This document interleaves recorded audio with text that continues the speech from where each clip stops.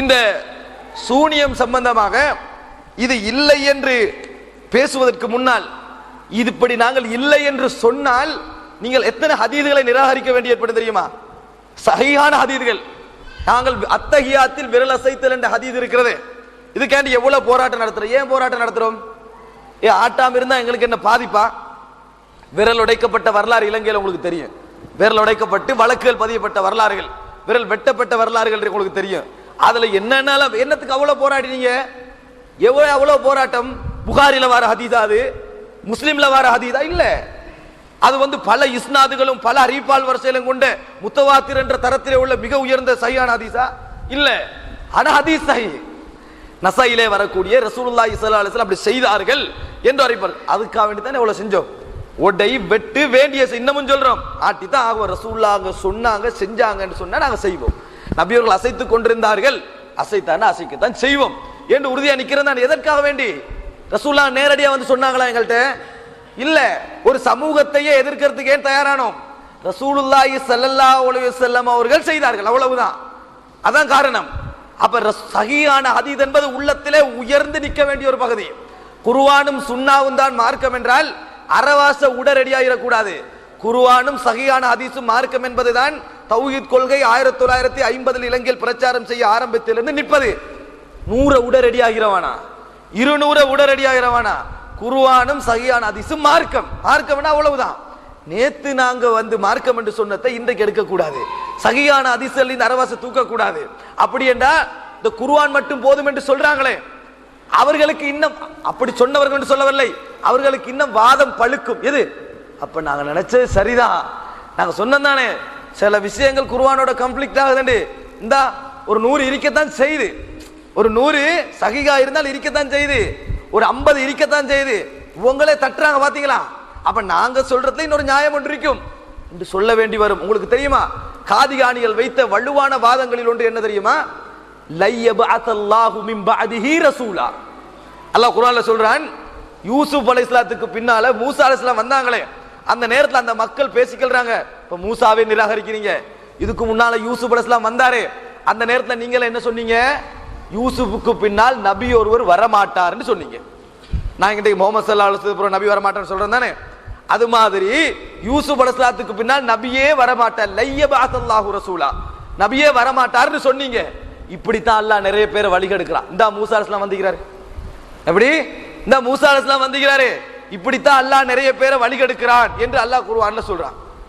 இந்த வசனத்தை வச்சுட்டு லதத்தபிஉன்ன சுனன மன் கான மின் கப்லிக்கும் ஹதுவல் ஷிப்ரம் பிஷிப்ரின், அதாவது நீங்கள் முன் சென்றவர்களுடைய சமூக வழிமுறைகளை சாணுக்கு சான் பின்பற்றுவீர்கள் ஒரு ஹதீஸ் சொல்லுது. அப்ப ரசூலுல்லாஹ் கிட்ட கேக்குறாங்க, யூத நசாராக்களையா சொல்றீங்க? ஃபமனின் நாஸ், அப்படிலாட்டி வேற யார் நான் சொல்லுவேன் ரசூலுல்லாஹ் சொல்றாங்க. இதையும் வச்சு என்ன சொல்றாங்க தெரியுமா? மூசா அலைஹிஸ்ஸலாம் சமுதாயம் தான யூத சமுதாயம், யூத சமுதாயம் தான் யாரெல்லாம் ரசூலுல்லாஹ்களை பிறகு நபி வருவார் என்று சொல்றாங்க, நபி வர மாட்டார்னு சொல்றாங்களோ அவங்க யூத சமுதாயம் சொன்னதையே திருப்பி சொல்றாங்க. நீங்க அணுவணுவா பின்பற்றீங்க, ரசூலுல்லாஹ் சொன்னாங்களே இந்த பின்பற்றீங்க. அல்லாஹ் குர்ஆன்ல சொல்றான், யூசுஃபுக்கு பின்னால் நபி வர மாட்டார் என்று சொன்னாங்களே, இப்படித்தான் நிறைய பேர் அல்லாஹ் வழிகெடுக்கிறான். அந்த நேரத்தில் குர்ஆனை சுன்னாவை பேசக்கூடிய சகோதரர்கள் ஹதீஸ்களை முன் வச்சாங்க. நீங்க இதை சொன்னாலும் இறுதி நபி ஒருத்தர் வருவார் என்று இருக்குதே அப்பா, அதான் இந்த நபிக்கு பிறகு நபி இல்லைன்னு ஹதீஸ் இருக்குதே என்ன சொன்னாங்க தெரியுமா காதியானிகள்? குர்ஆனுக்கு முரண்படுகின்ற எந்த சஹீஹான ஹதீஸை நாங்கள் ஏற்க மாட்டோம், குர்ஆனுக்கு முரண்படுகின்ற எந்த சஹீஹான ஹதீஸை நாங்கள் ஏற்க மாட்டோம். அப்ப எங்களுடைய தௌஹீத் கொள்கையில் உள்ள தரப்பு என்ன சொல்லிச்சு தெரியுமா? முதல் தலைப்பா என்ன போடுவோம் தெரியுமா? குர்ஆனுக்கு ஒரு காலமும் சஹீஹான ஹதீஸ் முரண்படாது, அதே தலைப்பா பேசுவோம். குர்ஆனுக்கு ஒரு காலமும் சஹீஹான ஹதீஸ் முரண்படாது, ஒரு 50 முரண்படுற மாதிரி விளங்கும், அதுவும் முரண்பாடு இல்லைன்னு நிரூபிப்போம். ஆனால் இன்றைக்கு நாங்கள் முரண்படும் என்று சொன்னால் யார் கொள்கையிலிருந்து வழி தவறினார்கள்? காதியானிகளா நாங்களா? இப்படி சொன்னோம்டா ஒரு காலம் ரசூலுல்லாஹி ஸல்லல்லாஹு அலைஹி வஸல்லம் அவர்கள் ஒன்று சொன்னார்கள் என்பதை அறிவிப்பாளர் வரிசையோடு சரி கண்டு விட்டால் அது ஒரு காலமும் குர்ஆனுக்கு முரண்படாது. அது சம்பந்தமா நாங்கள் இங்கே பேசினோம். சகோதரர்களே, இந்த சூனியம் என்கின்ற ஒன்றை நாங்கள் இல்லை என்று சொல்ல ஆரம்பித்தால், அதற்கு தாக்கம் இல்லை என்று சொன்னால், நான் சொல்ற ஹதீஸ்களை பாருங்க. சஹீஹுல் புகாரியிலே 4851வது இலக்கத்திலே இப்னு உமர் ரலியல்லாஹு அன்ஹு அறிவிக்கிறார்கள், ஜா ரஜுலானி மினல் மஷ்ரிகி, கிழக்கு பகுதியிலிருந்து 2 மனிதர்கள் வந்தார்கள். ஃபஹதபா ரசூலுல்லாஹ்ங்களுக்கு முன்னால வச்சு என்ன செய்றாங்க, ஒரு உரை நிகழ்த்துறாங்க அல்லது பேசுறாங்க, கடுமையா பேசுறாங்க. இன்ன மினல் பயானில் சிஹரா, ரசூலுல்லாஹ் சொல்றாங்க பேச்சில் ஒரு சூனியம் இருக்கிறது, பேச்சில் ஒரு சூனியம் இருக்கிறது, பேச்சில் இல்லாத ஒன்று இருக்கிறது. அப்படியே மொழிபெயர்க்கிறது, பேச்சில் ஒண்ணும் இல்லாத ஒன்று இருக்கிறது அப்படி மொழிபெயர்க்கிறதா, பேச்சில் சூனியம் இருக்கிறது என்று மொழிபெயர்க்கிறா, கவர்ச்சி என்று மொழிபெயர்க்கிற வானம் பழகிட்டானே, இது கவர்ச்சி என்று மொழிபெயர்க்கிற வானம். அல்லாஹ் தஆலா சொல்றான், ரசூலுல்லாஹ் சொல்றான் இன்ன மினல் பயானி லசிஹரன், பேச்சில் ஒரு சூனியம் இருக்கிறதுன்னா ஆட்டோமேட்டிக்கா வயப்படுவோம். எப்படி வயப்பட்டோம்னு தெரியாது, ஆட்டோமேட்டிக்கா கல்பு போகும், என்ன செய்யறாருன்னு தெரியாது, அப்படி ஒன்று பேச்சில் இருக்கிறது என்று ரசூலுல்லாஹ் சொல்றாங்க. இதுக்கு ஒரு விளக்கம் சொல்லிடலாமே, அதை விடுங்க. ரசூலுல்லாஹி ஸல்லல்லாஹு அலைஹி வஸல்லம் சொன்னார்கள் என்று சொல்லி புகாரியிலே ஒரு செய்தி, இதெல்லாம் சஹீஹான ஹதீஸ்கள். 4535வது இலக்கம், 5435வது இலக்கம்.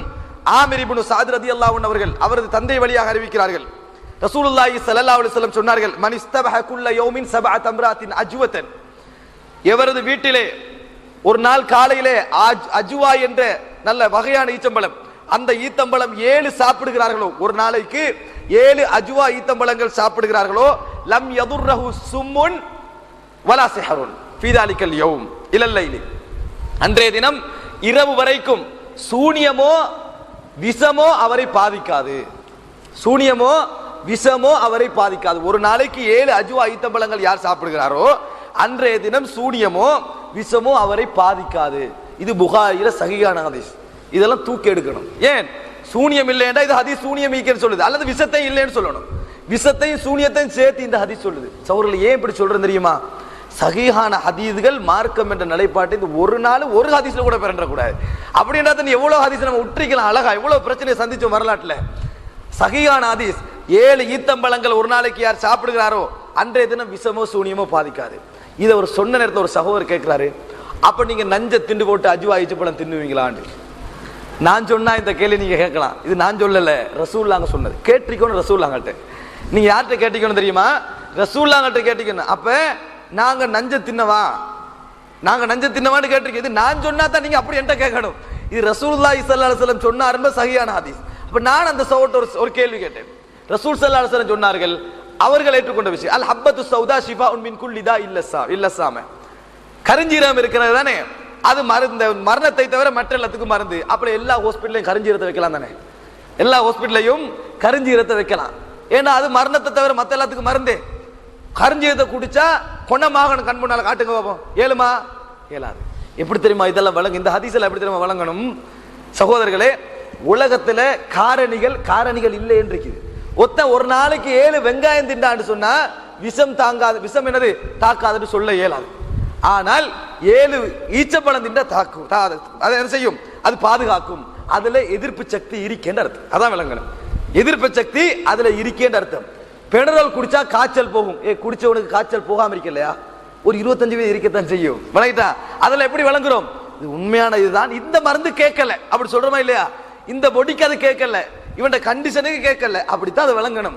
அதுபோல கள்ள தின்றத்தை விட கள்ள திண்டா எதுவும் இல்லை, அஜ்வாவை திண்டா பாதிப்புக்கு ஒரு என்னது, அதுக்கு ஒரு பாதுகாப்பு தன்மை இருக்குதுன்னு அர்த்தம். விளங்கிட்டா? இதைத்தான் நாங்க புரிஞ்சுக்கணும். இதெல்லாம் ரசூலுல்லாஹி ஸல்லல்லாஹு அலைஹி வஸல்லம் சஹீஹான ஹதீஸ்கள். ஆனா இந்த ஹதீஸ்கள் இன்னும் நிராகரிக்கப்படல, காரணம் பேசப்படல, சொல்லப்படல. அதெல்லாம்